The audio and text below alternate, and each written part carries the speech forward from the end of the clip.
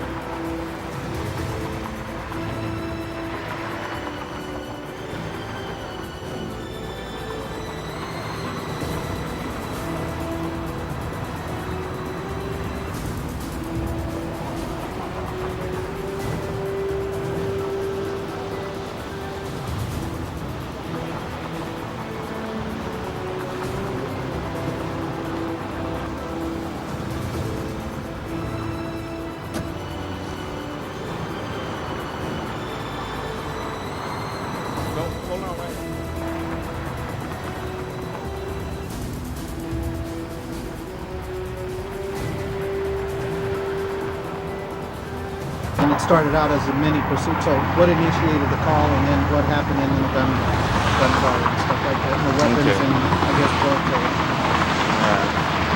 Okay. You gonna ask the question? I think he already did. No, ask the question. So it gets me prompted, you know. Okay. Where do I look? Right there. Okay. What's it be responsible? Okay. Tonight, approximately 16 minutes after midnight, we received a call from a citizen in North Sacramento regarding a subject at her door, pounding on the door with a weapon in his waistband. Apparently, this subject is wanted by the Citrus Heights police for a home invasion. We surrounded the residence, but he managed to break the containment. We picked him up on a freeway in a white pickup truck, which was described to us by the complainant. We pulled him over here, just east of Auburn Boulevard, where he exited his vehicle and jumped over a fence. We believe it is at the time that he jumped over the fence that he sustained self-inflicted gunshot wounds from his own weapon. We found 2 weapons, 2 revolvers, where he jumped over the fence. And in those revolvers, there's 2 expended rounds. None of our officers fired at the suspect. He continued running, and we took him into custody about a half a mile from here. He's at the hospital right now in stable condition. How many wounds did he have? 2 gunshot wounds, He one had to the 2? chest and one to the leg. Do you think he tried to commit suicide? I don't think so. We're still investigating as far as how the wounds were inflicted. Or we believe that it occurred when he was going over the fence. As I said, we found 2 pistols and some methamphetamines next to the pistols in the parking lot where he jumped over the fence. At this point, again, he's wanted for a home invasion in the county. 2 parolees involved here. And both are in custody at this time. Both are in custody at this time. And the home invasion, do you have any details on the location of that home invasion? I don't have the specific address, but I know it's in a county and it's being investigated by the Citrus Heights Police. Okay, and can you say your name and spell your last name? Lieutenant Cecil Callender, Callender. Thank you very much, sir. Lieutenant, are his injuries being considered life-threatening? No, his injuries are not life-threatening. He's in stable condition, and that's the latest I have from the hospital. Thank you, Lieutenant. Okay.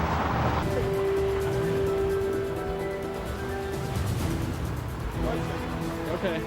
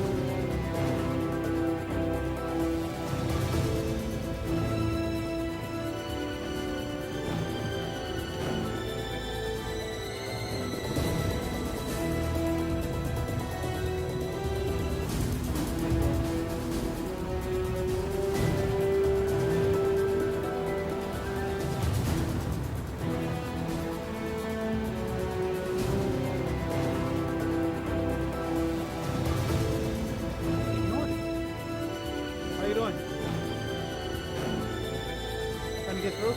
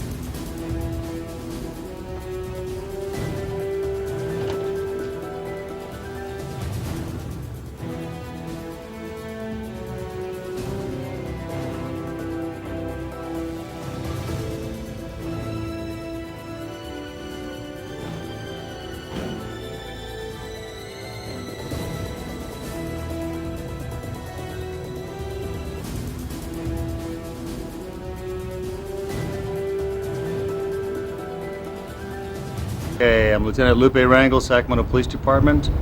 At approximately 4:50 p.m. Early this evening, we received a 911 call for medical attention.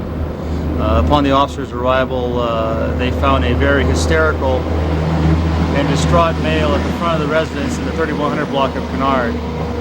Upon looking into the residence, they found a young child, approximately 5 years old, which appeared to be a homicide victim and had blunt trauma to the upper torso. Also, they found in the hallway a young female in her early 30s who appeared to have hung herself. Okay, can you go over that again one more time? Just because Okay. that van drove by us. Okay, here we go. Ready? Yes. Okay. At approximately 4:50 p.m. Early this evening, we received a 911 call for medical aid from a hysterical male. Upon the officer's arrival, they found a distraught, hysterical male in front of the 3100 block residence in Kennard. The officers immediately entered the residence and found a child, approximately 5 years of age, who was the victim of a homicide with numerous blunt trauma to the upper torso. In addition, they found a female in her early 30s who had apparently hung herself in the hallway. Were there any other residents that resided at this location? To our knowledge right now, no. And were the neighbors able to relay any information as far as things going wrong with the family, despondency, or? Not much to this investigation. Lieutenant, were there any weapons located that might have indicated how the child died? We did find some weapons, but we like to keep that as personal knowledge at this point. Okay. And could you state your name and spell your last name for me? One more Lieutenant Lupe Rangel, L-U-P-E, last name's R-A-N-G-E-L. time. Thank you very much, sir. You're quite welcome. Was the man at the house at the time? The husband's the one that came home and found him. And so He was came home and found? Correct. See? Now, was he an ex-husband? No, he was the current husband. But he did not reside at that location also? That gentleman did reside at that location. Okay, thank you.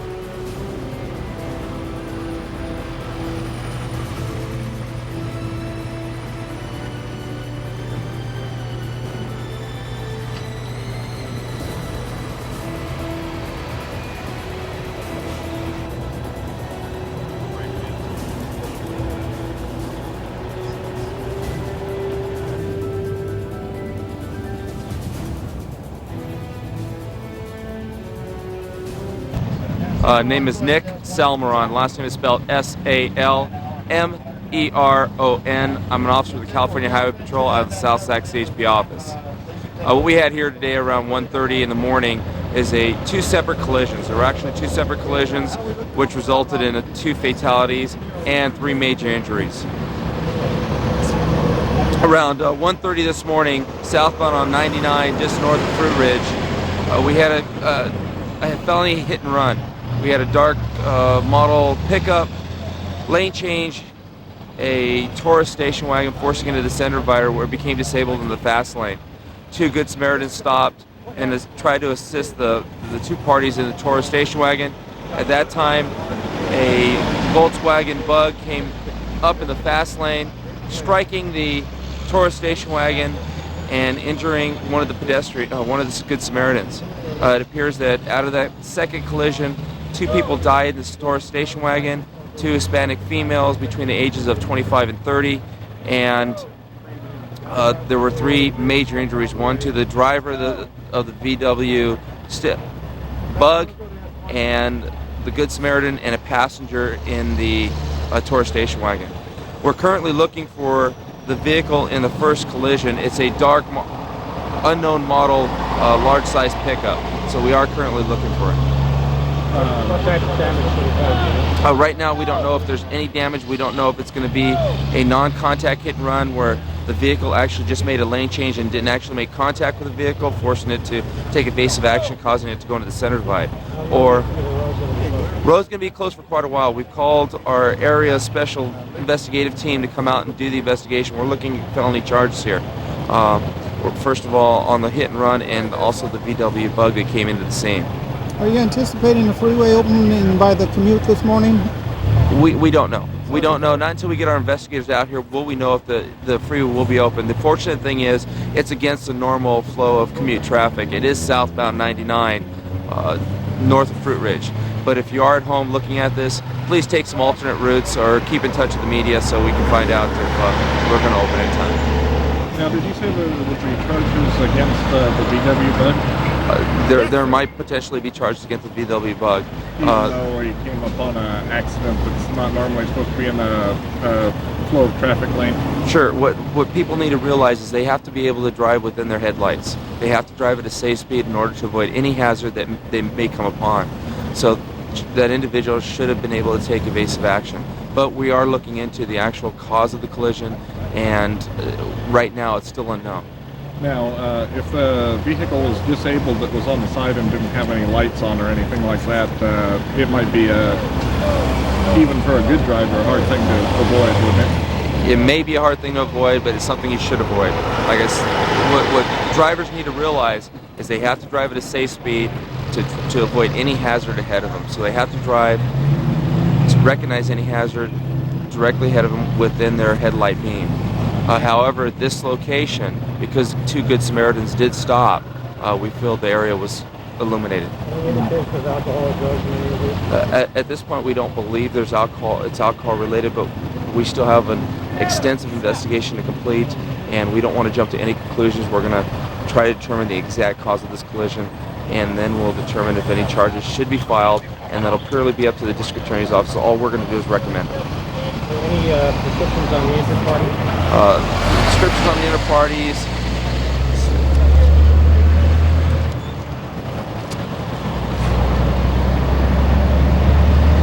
The 2 fatalities were two occupants of the Taurus station wagon.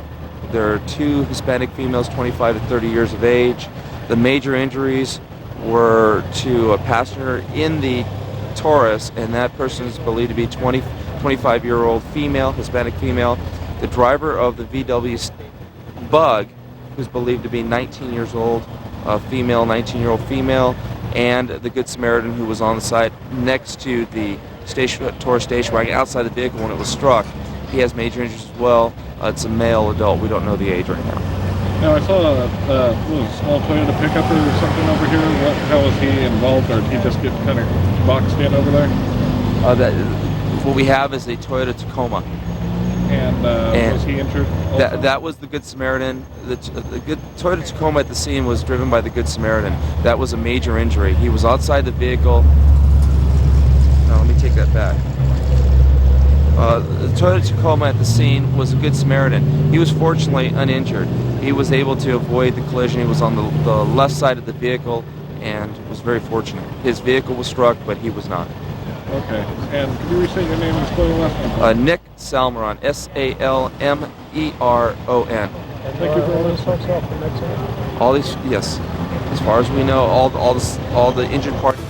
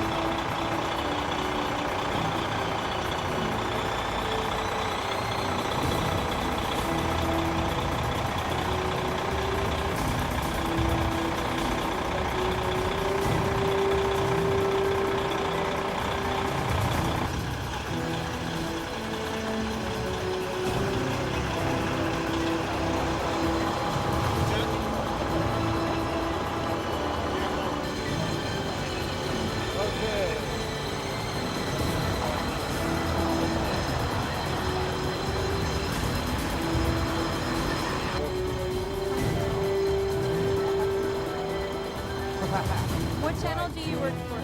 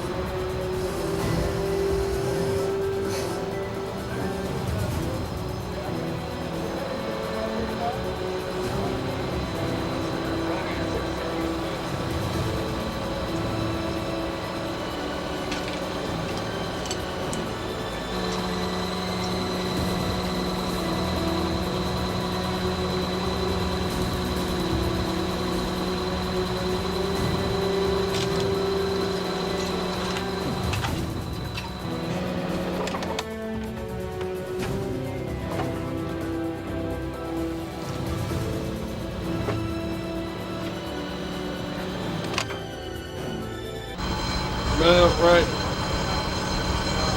Now, go ahead and tell me what you responded to here tonight. We had originally got a call of a collision that was heard in the area of Manzanita Avenue. We came here. Upon arrival, we found a vehicle had gone through a building here at the German Deli. We found the vehicle completely inside the deli. The driver of the vehicle had left the scene. Paramedics located the driver approximately 300 yards south of our location here. We responded there also. Found the driver had some injuries to his face through the collision. He was transported to Mercy San Juan Hospital for treatment. This time we're still doing the investigation. Possibility there might be some DUI activity that caused the collision. But so far, as you can see, that we do have quite an extensive damage to the front of the building. The vehicle is pretty much totaled in this. Could you state your name and spell your last name for me? Officer Dennis Davidson, Davidson. Thank you very much, sir. You're welcome.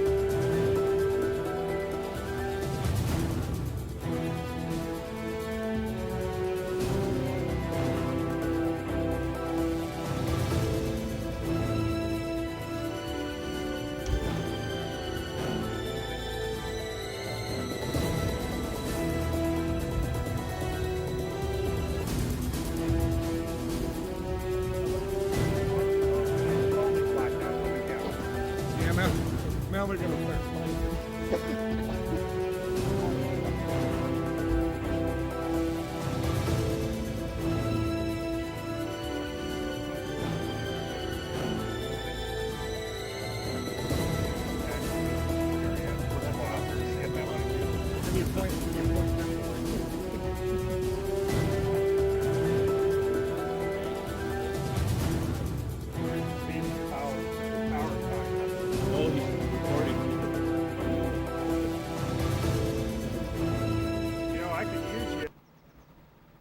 Okay, go ahead with what you responded to here today.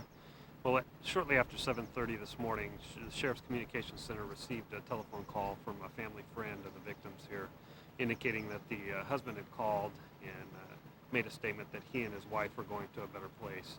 So officers responded to this address for a welfare check, and when they went in, they found a male and female victim lying in the bedroom, on the bed, on the master bedroom.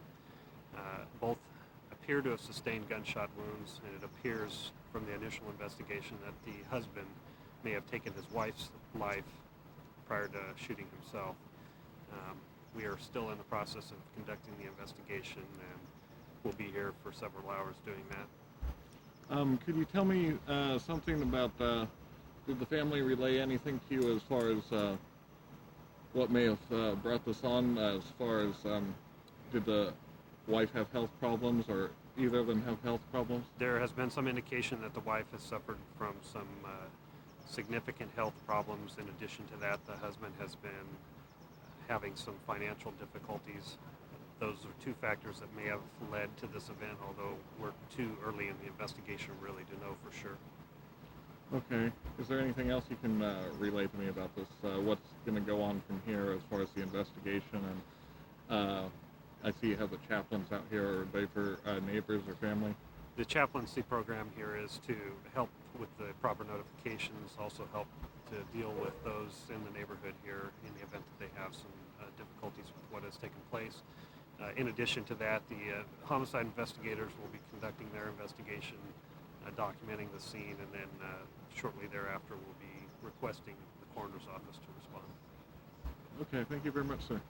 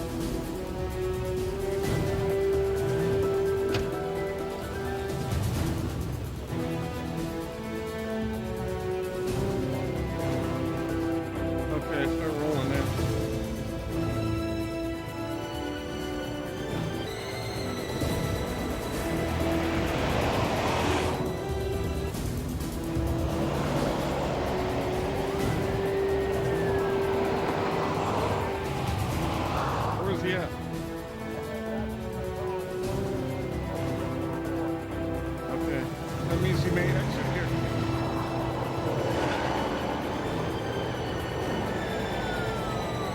Here they come.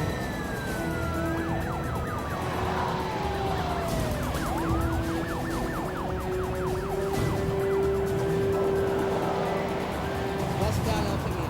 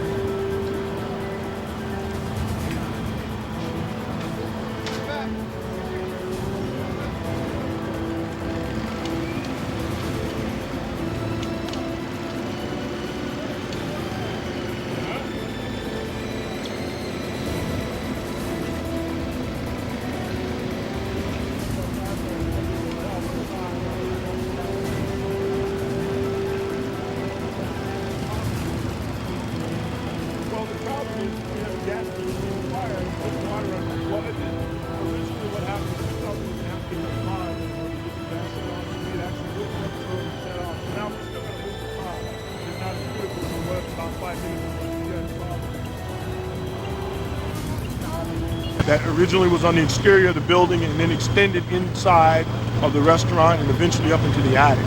So we had some difficulty extinguishing the fire. We were able to cool it off, but while the gas meter was feeding it, we couldn't get the fire extinguished.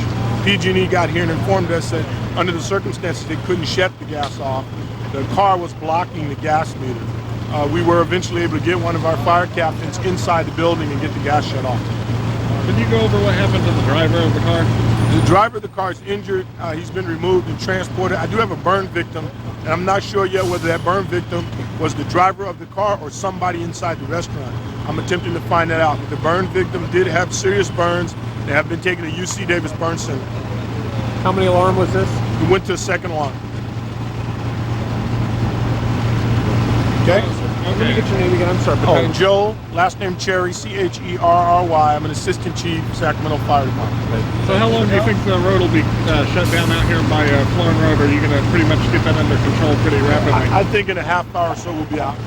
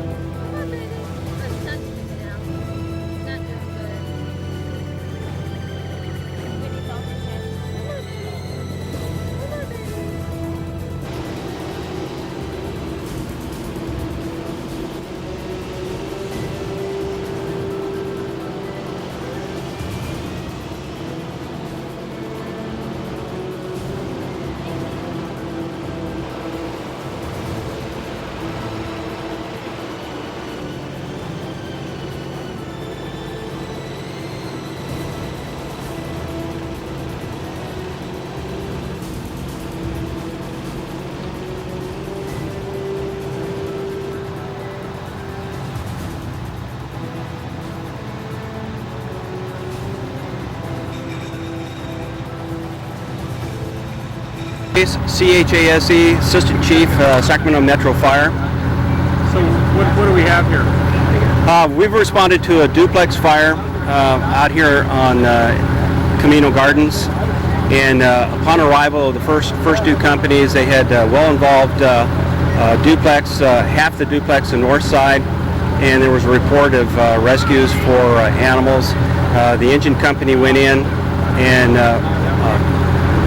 secured the rescue of the puppies that or animals that were in the garage, and everybody was recovered safely.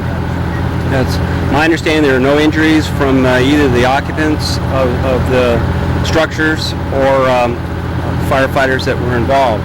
The second alarm was called primarily as precautionary because of the involvement of the fire upon the arrival of the first two companies. The involved unit, the occupants were away at the time, and there were occupants in the south side, and their side of the duplex was untouched by any fire or smoke. Okay, let's make it sound good for the fire department now. Say it was well involved and you were able to contain it to the first unit. Well, yeah, we did that. Okay. Yeah, it was well involved, and basically they were able to keep the fire to the area of origin, which was the north side of the duplex. And so nobody was injured in the fire? We have no report of any injuries at this time, and the second alarm companies have been released from the scene, and they're in the process of doing overhaul operations now to ensure that the fire has been extinguished. And could you tell me, were the puppies, I heard they got a little smoke inhalation, were they all okay? I haven't had a direct report other than the fact that the rescue was successful and that the puppies are out of the house and being taken care of. I would assume at this point that everything is okay. Okay, thank you very much. Any idea of the cause? No, we have a fire investigator responding to the scene to help determine the cause and origin of the fire. At this point in time, we would rule it as undetermined until we can get a ruling from them. Thank you.